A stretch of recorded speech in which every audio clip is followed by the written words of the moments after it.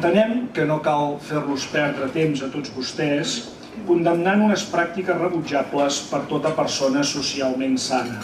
Els robatoris, els enganys, l'ús en benefici propi d'institucions, la intermediació en detriment dels interessos de la comunitat i altres pràctiques que puguin sorgir són condemnades des de la societat.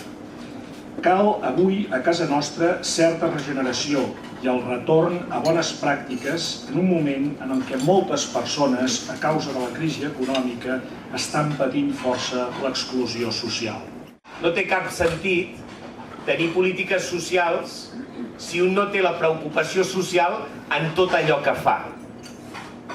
No té cap sentit tenir polítiques específiques de lluita contra la pobresa, contra l'exclusió, contra la vulnerabilitat, si a l'hora de fer totes les estratègies generals de ciutat un se n'oblida que tot està en funció d'aquests valors de la cohesió social. Construïm cohesió social a Barcelona en un moment de greu crisi econòmica quan estem invertint més que mai en l'educació.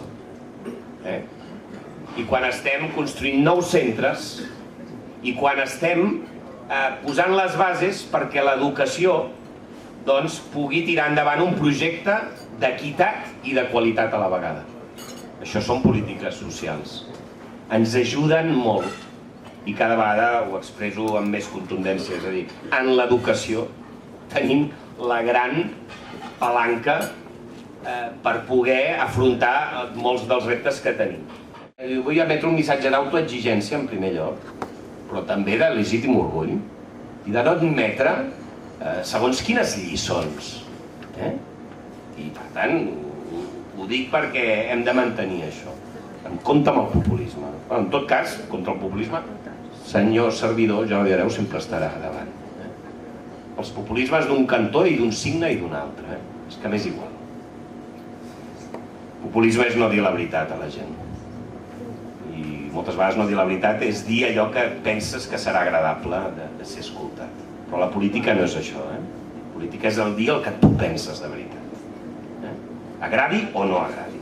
Segueixo demanant que el sistema financer es posi a l'altura de les necessitats de la ciutat. Perquè ja que el mercat no ens fa cap pis, aquells que sí que els fem, s'ocupin. S'ocupin. Això sense fer la demagògia, si en un lloc hi ha 3 pisos buits, dir que tot està buit, perquè això és mentida.